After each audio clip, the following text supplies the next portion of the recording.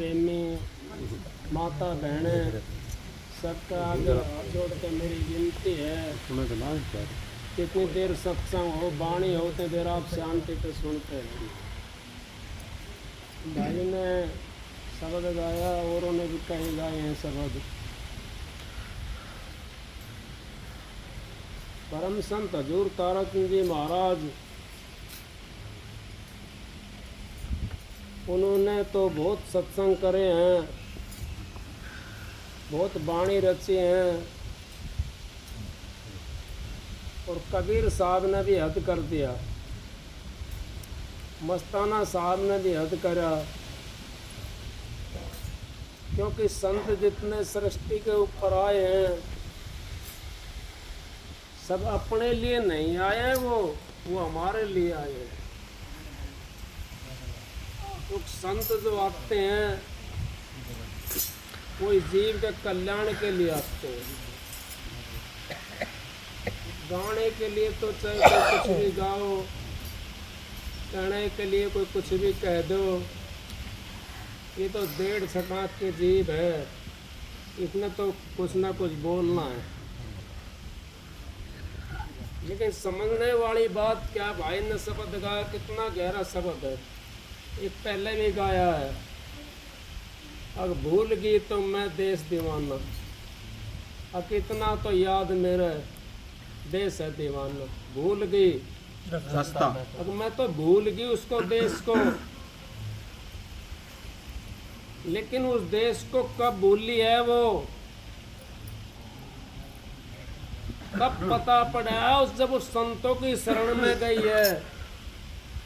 इससे पहले नहीं भूली कि उसको पता ही नहीं था अब मैं कहाँ से आई हूँ, मैंने करना क्या है, मेरा काम क्या है। जब संतों के पास में जाते हैं, सत्संग सुनते हैं और नाम दान लेते हैं, तब अपने आप को हम पछताना शुरू कर देते हैं। क्यों? कि हम ये सोचते हैं हम तो बहुत ज़्यादा लेट हो गए, हम ये सोचते हैं हम तो लूटे बैठे हैं। लेकिन जब याद आता है वो, जब हम चारपाई के अंदर पड़ जाते हैं, इससे पहले राम का नाम याद नहीं आता। चारपाई पर जब पड़ जाएंगे या हमारा कोई दुख होता है, फिर हम राम राम करते हैं। इससे पहले तो नहीं करते, ना राम का नाम लेते, ना किसी देवी देवता का नाम लेते। जब हमारा दुख सामने आकर खड़ा हो जाता है ना, उस टाइम हम सबको याद कर लेते हैं। फिर कौन हमारा साथी बनेगा? साथी तो हमने टोया नहीं, साथी का तो हमने नाम भी नहीं लिया, तो फिर हमारा साथी कैसे बनेगा वो? भाई शब्द गाया है, सत्संग के माँ चाल सुरता नबज दिखा लिए, तने मिल जा बैद अगम के तू अपना रोग कटा दिए। अब कहने के लिए तो कुछ भी कह दो, अगम के पास में कौन जा सकता है? अगम एक देश का नाम है, उस देश का नाम है अगम। अगम में जो पहुंच गया उसका तो धोना ही मिट जाएगा,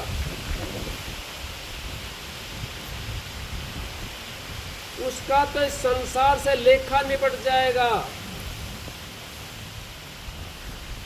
अगम में जो नहीं पहुंचता, हम तो यहाँ तक भी नहीं पहुंचते, हम तो इससे नीचे रह जाते हैं। कोई किसी चीज की पूजा में लगा हुआ है, कोई किसी चीज की पूजा में लगा हुआ है, हम तो यहाँ पे भी नहीं पहुंच सकते। क्योंकि यहाँ पहुंचने के लिए भी हमारे को संतों का शरणा लेना पड़ेगा। कोई तो यूं कहता है गणेश की पूजा करो, प्रथम पूजा गणेश की बताई है, और अपने विद्वान भी बताते हैं लेकिन प्रथम पूजा वो कहां पर है, हम समझ नहीं पाते। वो प्रथम पूजा है क्या? इस शरीर के द्वार हैं, और उन द्वारों के अंदर, इस शरीर के अंदर 10 द्वार हैं। 10 द्वारों के अंदर उन देवताओं का वास है जिनकी हम पूजा करते हैं। हम तो उस द्वार पे भी नहीं जा सकते। हमने तो मिट्टी का गणेश जी बना लिया, उस पर धागा बांध दिया, अब ये तो गणेश जी है। गणेश जी सहज शक्ति नहीं है। गणेश के पास भी जाना बड़ा मुश्किल है, क्योंकि हमारी जीवात्मा तो यह मध्यम के अंदर बैठी है, और गणेश का बादशाह तो बहुत नीचे जा करके है, प्रथम द्वार के ऊपर, जिसको बुधा चक्कर बोलते हैं। वहां गणेश का द्वार है। वो उस द्वार के अंदर हमारे जीवात्मा कैसे बढ़ेगी जा करके? हमारे को तो कोई द्वार बताने वाला नहीं मिला, रास्ता बताने वाला नहीं मिला। कैसे भूल गई वो? कितना तो याद मेरा देश है दीवाना, इतना तो मेरे याद है। अब वो देश दीवाना है, हमारे को नहीं पता। हम तो जब बता सकते हैं वो देश दीवाना का मस्ताना है, जब हम उस जगह पे पहुंचेंगे। हमने पता ही नहीं है, हम तो अपनी मस्ती के अंदर मस्त हैं। दिन गंवाया खाए के, और रात गंवाई सो, क्या जब बरसिंग उस जीव की मुक्ति कैसे हो? अब दिन तो हमने खा करके गंवा दिया, और रात सो करके गंवा दी। कौन से समय मिलेंगे उस द्वार के ऊपर जा करके? उन देवी देवताओं से कौन सा समय मिलने का? मूर्त बना दी हमारे बुजुर्गों ने, हमारे ऊपर एहसान कर दिया। जो मूर्त बनाई है उन्होंने अंतर का नक्शा तार करके और हमारे को बाहर दर्शा दिया। लेकिन हम तो ना तो बाहर में रहे और ना अंतर में बढ़े, फिर कैसे उद्धार होगा हमारा? हमारा उद्धार भी नहीं हो सकता। उद्धार अगर हमने करना है और 84 का हमने फंद कटाना है, तो हमने संतों से रास्ता लेना पड़ेगा। भाई ने शब्द गाया था सबसे पहले, और वो कौन सी धार है? वो धार आई है उस लोक से, उस धाम से, उस सतपुरुष के दरबार से। और वो जैसे जैसे नीचे उतरी है, वैसे वैसे अपना देश बनाती चली गई। अब त्रिवेणी से धार चली हुई है, तो कहीं कहीं आकर के वहां उसने अपना रूप बना दिया। फिर उससे आगे आई, वहां उसने अपना रूप बना दिया। उससे आगे आई, उसने वहां रूप बना दिया। इसी तरीके से ठेके रचती हुई है जीवात्मा, और नीचे उतरी आई। अब ये पहाड़ के मध्यम के अंदर जीवात्मा खड़ी हुई है। इतना तो ऊपर है और इतना ही नीचे है। तो नीचे जाएंगे, आपने देखा है पेड़ नीचे नहीं जाता, झुकता है। फल लगता जब झुकता है, इतना ऊपर की साइड में चलता है। बेल कोई चलती है नीचे नहीं जाती जमीन के अंदर, वो भी ऊपर की साइड में चलती है। तो हम नीचे जाकर के क्या ढूंढेंगे? हम कुछ नहीं ढूंढ सकते जब पेड़ अपनी दिशा में जा रहा है। ये इंसान तू तो भूला बैठा है, अपनी दिशा को भी भूल गया। वृक्ष भी ना भूल ले अपनी दिशा को, हम तो भूल गए अपनी दिशा को। नहीं कहिए कि मस्तक को ब्रह्म बता दिया। मस्तक ब्रह्म, इस ब्रह्म के अंदर जब बढ़ेगा जीव, हमारे को पता पड़ेगा अब हम यहाँ किस लिए आए हैं। उस देश दीवाने के अंदर जब जाएंगे तब हमारे को पता पड़ेगा। अब मैं तो भूली बैठी थी, इतना तो मेरे को याद आ गया, अब मेरा देश तो कोई और है। तब उस समय बताती है जीवात्मा, अब मेरा देश तो कहीं अलग है, मैं तो यहाँ ठगियों के बीच में आकर के ठगी। यहाँ तो हमारे को भाई ने शब्द गाया, अब ये संसार बिघन की घाटी, निक्सद बिरला सुर। बिघन की घाटी के अंदर फंसे पड़े हैं हम तो। कोई आकर के हमारा को ये कहता है अब चलो भाई भजन कर ले, कोई नहीं कहता भजन में बैठे होंगे ना, बाद में कर लेना, मेरा फलाना काम करते पहले। आदमी भी आओगा हमारा, वो भी यूं कहेगा मेरे रोटी बना देना, बाद में कर लिए भजन। वो भी यूं नहीं कहेगा भजन कर ले पहले, मैं तो रोटी 10 मिनट के बाद में खा लूंगा। क्यों? अब उसका साथी नहीं है, वो उसका देश ही नहीं है। उसका देश कहाँ हमारे कौन कहेगा? ये बातें हमारे को संत महात्मा आकर के सभी कहिए, सत्संग के माचाल सुरता न बस दिखा लिए तना मिल जा बैद अगम के, तो अपना रोग कटा लिए। रोग कौन सा लगा हुआ हमारे पास में? 84 का रोग लगा हुआ है हमारे पास। आते हैं जन्म लेते हैं फिर चले जाते हैं, आते हैं फिर जन्म लेते हैं फिर चले जाते हैं। ये 84 का रोग हमारा बहुत गहरा है। इस रोग से छूटने के लिए हमने संतों की शरण में जाना पड़ेगा। उस संतों की शरण में ये रोग कट जाता है।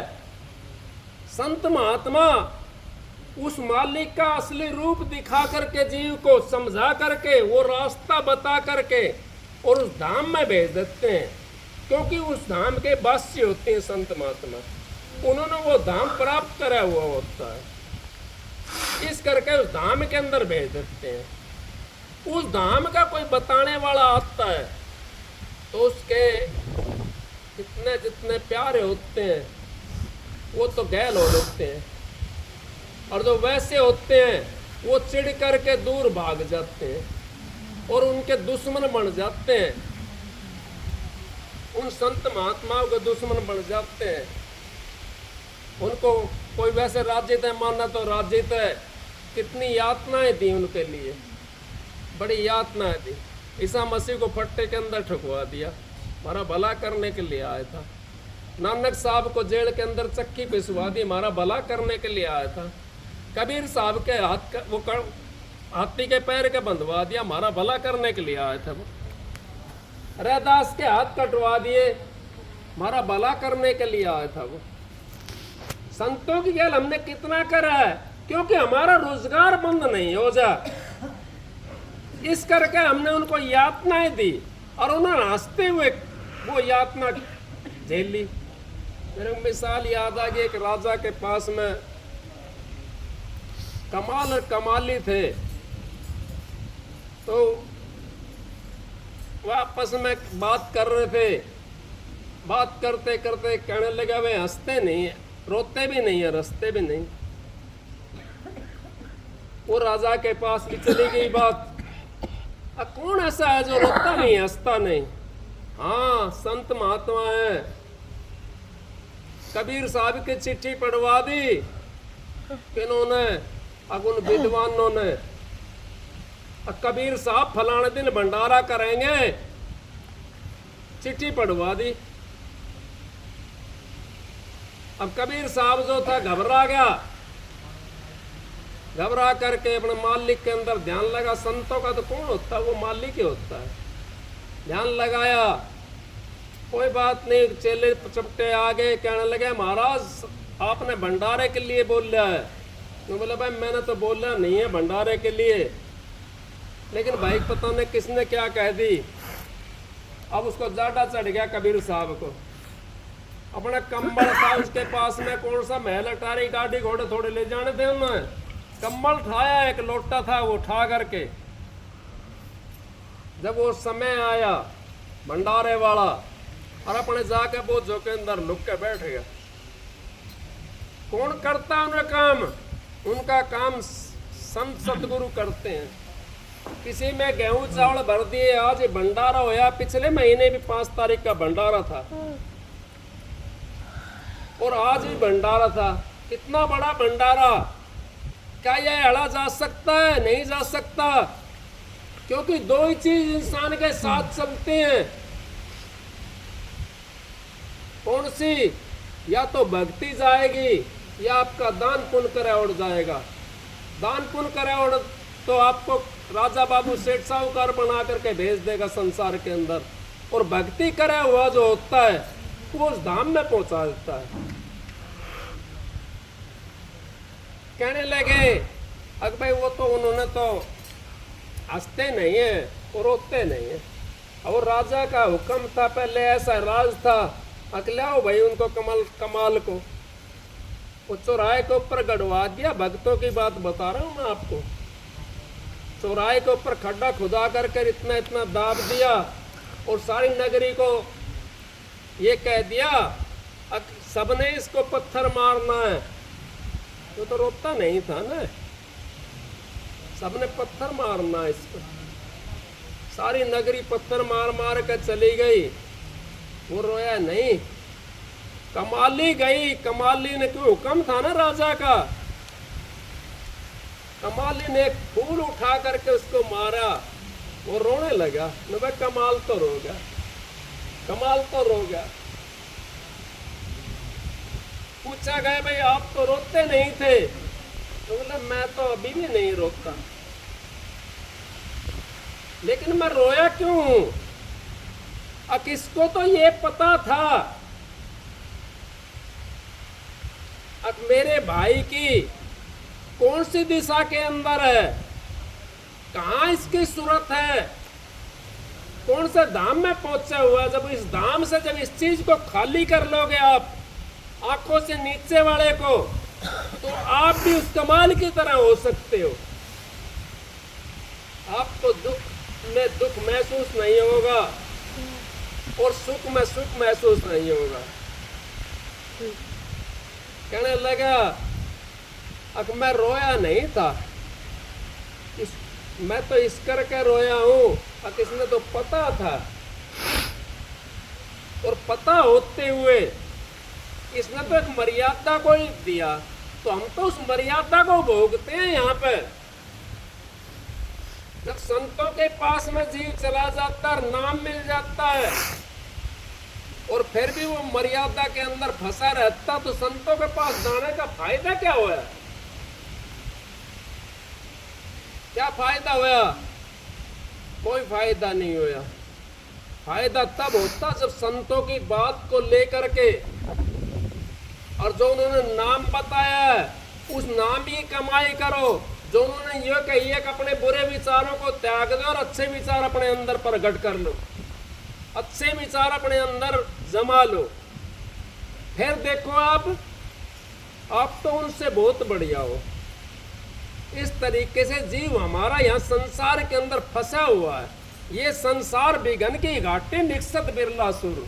कोई एक आज जाता है, नित्यानंद ने तो यहाँ तक कह दिया अरब खरब में एक महल को चाहिए, एक महल को जाता अरब खरब के अंदर। लेकिन ये मत ना सोचो, क्या पता अरब खरब के अंदर आप ही हो जाने वाले, क्योंकि यही अरब खरब थोड़ी है, कितने खरब हैं। ये मत सोचो अब हम नहीं जा सकते, नहीं हम भी जा सकते हैं। क्या पता अरब खरब में हमें हो जाने वाले, क्योंकि जो करता है ना उसी को पता होता है। ये तो करने का मार्ग है, बुद्धि का मार्ग नहीं है। बुद्धि छोड़ करनी कर जब पावे कुछ सार, ये करने का मार्ग नहीं बुद्धि विचार। बुद्धि छोड़ करनी कर जब पावे कुछ सार। अब बुद्धि को त्याग करके करनी करो। ये कबीर साहब ने कह दिया करनी करो मार मन डालो, इंद्रिय रोक द्वारा देख प्यारे मैं समझाऊं रूप हमारा न्यारा। इतनी बात तो है, करनी करो, मार मन डालो। मन को मारना नहीं है, मोड़ना है। मारने से मर गया फिर हमारे कौन पहुंचाएगा वहां पे? मन को मोड़ना है। मन मेरा मसकरा कहूं तो माने रोस, जिस मार्ग साए मिले ताई चला न कोस। अके तो मर सक रहा है और उस मार्ग की तरफ तो एक कोस भी नहीं चलता। ये उस मार्ग की तरफ हमने चलना है, क्योंकि बड़ा अच्छा मौका मिला हुआ हमारे को। ये मनुष्य 16,84 जिया जोड़ भुगतने के बाद में मिला है। अब इसको हाथ से खाली जाने दो या इसमें अपने मालिक से मिल जाओ।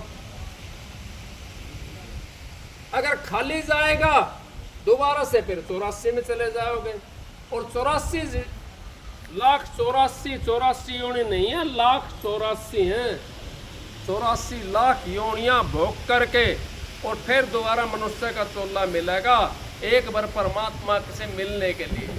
और परमात्मा से मिलने के मनुष्य चोला क्यों मिला है? अब इसके अंदर से उस परमात्मा से मिलने का रास्ता है, और बाकी चोले के अंदर से रास्ता नहीं जा रहा। जो समझ नहीं है उस चोले के अंदर, उसको समझाएगा कौन? वो समझेगा कैसे? ये मनुष्य चोले को संत महात्मा समझा देते हैं, समझ भी जाता है। तो मनुष्य चोला ये दरवाजा है मिलने का, जैसे आश्रम का दरवाजा लगा हुआ है अंदर आने के लिए।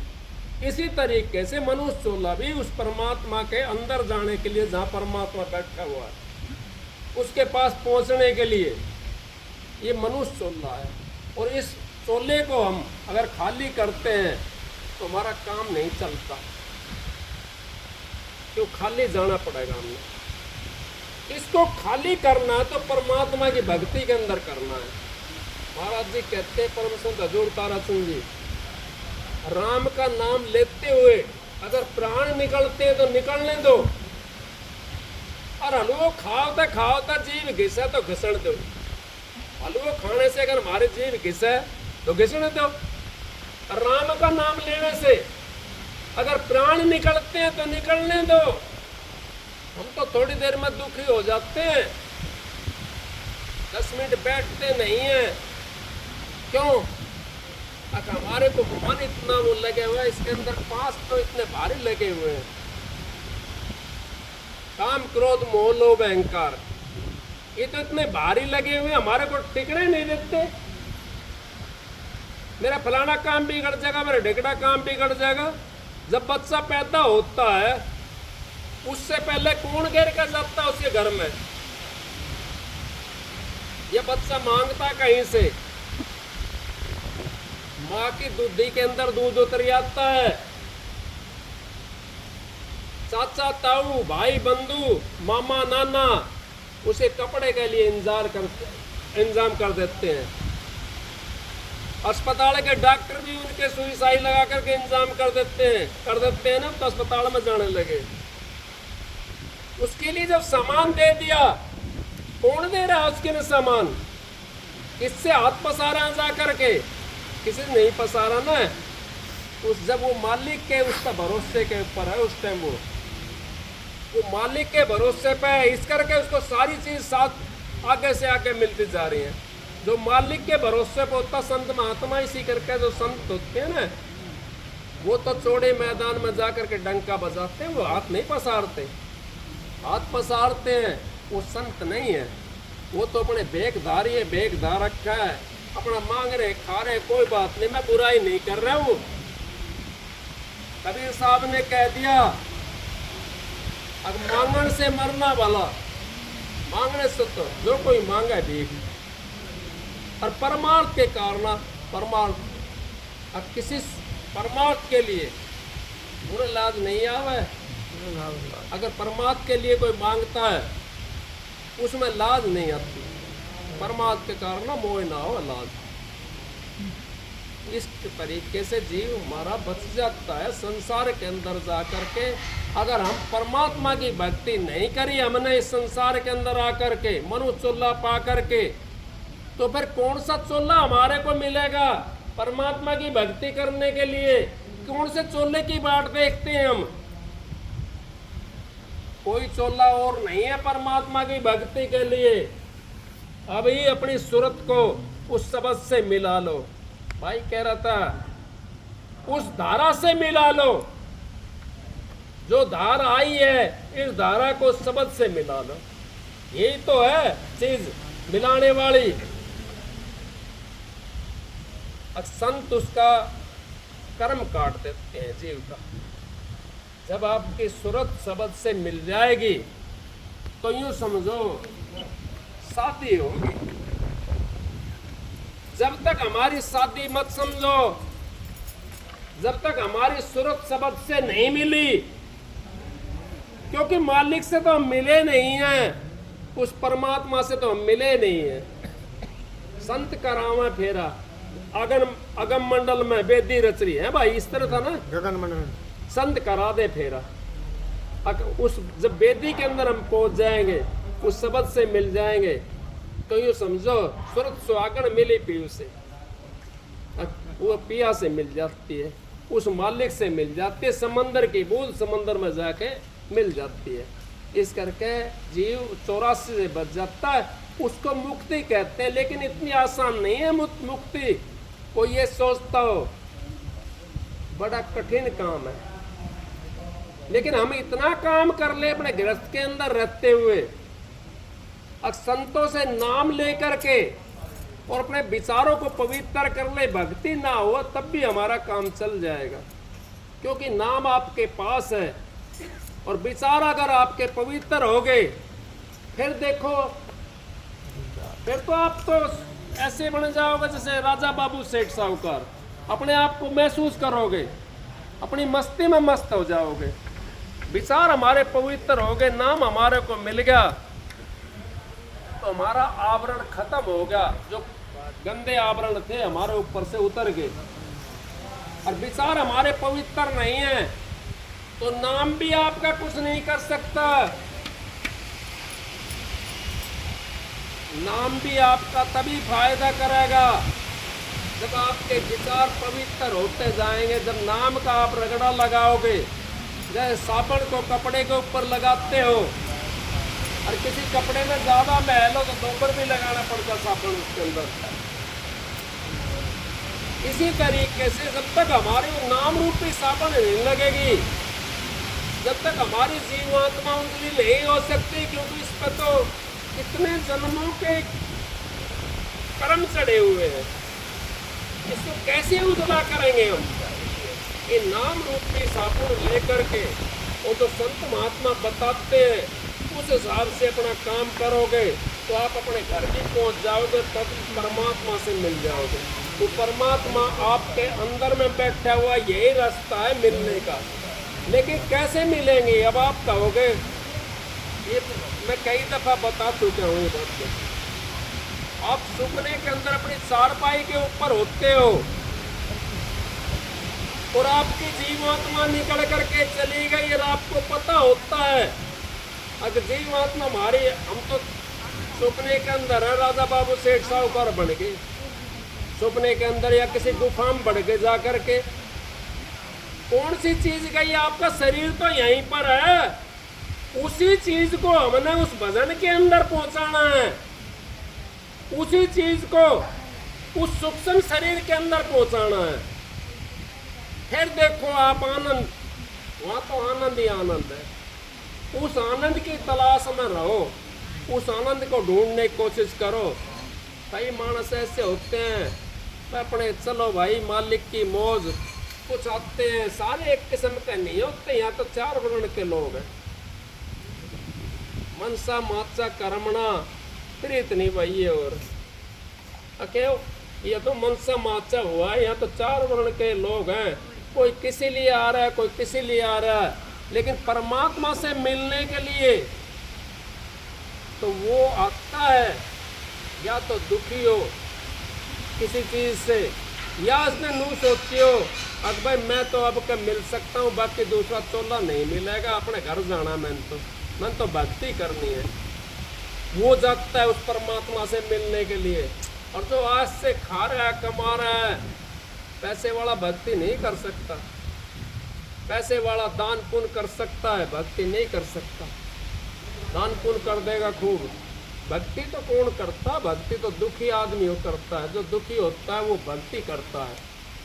कोई किसी चीज से दुखी है, कोई किस चीज से दुखी है, वो भक्ति कर लेता है। या जिसने अपने घर जाना है वो भक्ति करता है। अगर भाई मैंने तो अब का मौका मिला हुआ है, इससे बढ़िया मौका नहीं मिलेगा मेरे को, और मैं तो अब कई परमात्मा को प्राप्त कर लूँ और हो जाता है। ऐसी बात नहीं है। कबीर साहब ने स्पष्ट लफ्जों में कह दिया, अब जब तक देखूं ना अपने नैना, इतना मानू ना किसी का कहना। अब जब तक अपने नैनों से हम उस शब्द को नहीं देख लेते, उस परमात्मा को नहीं देख लेते, इतने किसे कहना किस लिए मानना है मैंने। बहुत से ऐसे हैं, तूने कहाँ से नाम लिया, तुम तो छोटी जगह से ले रखा है। अरे वो कम से कम उस लाइन में तो लग गया, छोटी जगह पे जाकर लगा कोई बात नहीं है, बड़ी पे पहुंच जाओगा। एकदम पीएबीटी का इम्तिहान देने लग जाए तो कैसे पास होगा वो, उन्हें पहली का मास्टर का दौरा जाना पड़ेगा, सीधी सीधी जो चढ़ेगा। लेकिन अब इतना समय कम है, क्योंकि पहले हजारों साल की उम्र होती थी, अब 50 की 60 की 70 की, पुराना है जो 80 और 90 तो अब इतनी उम्र रहेगी।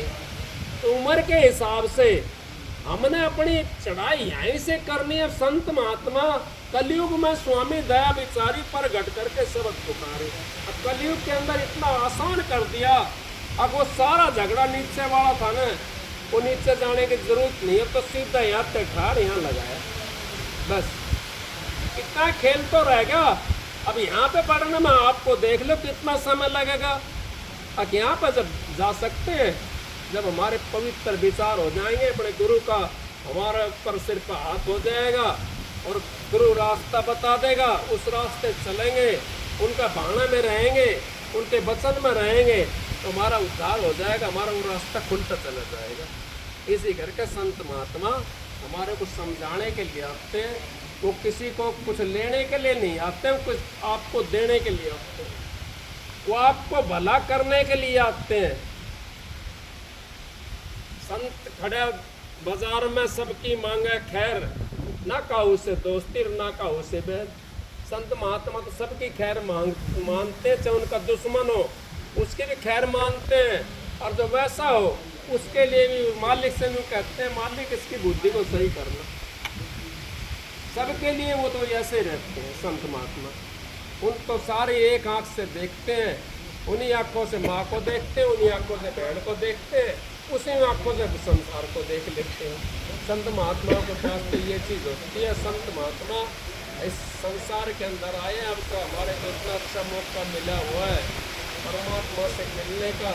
अगर ये मौका टूट गए तो हम दोबारा से परमात्मा से नहीं मिल सकते। 84 में फिर हमने जाना पड़ेगा, क्योंकि उससे 84 से हमारे कोई नहीं काट सकता बिना शब्दों के। स्वयं आकर के ब्रह्मा विष्णु में नहीं काट सकते, क्योंकि वो भी अपने संसार को रचना में लगे हुए हैं। संत रचना करने के लिए नहीं आते, संत तो ये रचना को मिटाने के लिए आते हैं। वो तो अपनी अलग रचना है उनकी, उस रचना के अंदर से हटा करके और वहां ले जाते हैं जहाँ जीव सुखी होता है, जहाँ कभी दुखी नहीं होता, उस जगह ले जाते हैं संत महात्मा। उस जगह जो जीव पहुंच जाता है वो तो समझो मुक्ति के धाम में पहुंचेगा, और नहीं तो मुक्ति का धाम यहाँ नहीं है। यहाँ तो सारी दुनिया कहती है मैं मुक्ति दिला, मैं राम दिखा दूंगा, मैं राम दिखा दूंगा। उससे पूछो भाई तूने देखा राम कैसा है, क्या रंग रूप है उसका, अपना ही बता दे तू रंग रूप। इस शरीर के अंदर रह रहा है, इस शरीर का रंग रूप बता दे, तेरा सांस का रंग कैसा है, तेरा रंग कैसा है। हमारा हजारों रंग बदलते हैं एक दिन के अंदर, नहीं बदलते। कभी तो हम बादशाह बन जाते हैं, कभी हम कभी कंगाल हो जाते हैं। जब हमने देना पड़ता है ना, जब तो कंगाल हो जाते हैं, मेरे पास ना कुछ नहीं। और जब कहीं वैसी बड़ाई की बात हो ना, मेरा जैसा बादशाह कोई भी नहीं है, फिर बादशाह बन के कितने रंग बदल गए, और उसके बीच में भी बदलते होंगे, हजारों रंग बदल जाते हैं। हम तो दूसरे का रंग बताते हैं, अपना हिसाब लगाना चाहिए। कबीर साहब ने स्पष्ट लफ्जों में कह दिया, बुरा खोजन में चली बुरो न पाए कोई, जब तन खोजो अपनो तो मुझसे बुरो न कोई। अपना से बुरा कोई नहीं है, अपने से सब बढ़िया है। सत्संग की आधी घड़ी तब का बरस हजार फिर भी नहीं बराबरी, संतन क्यों विचार। आप सबको राधा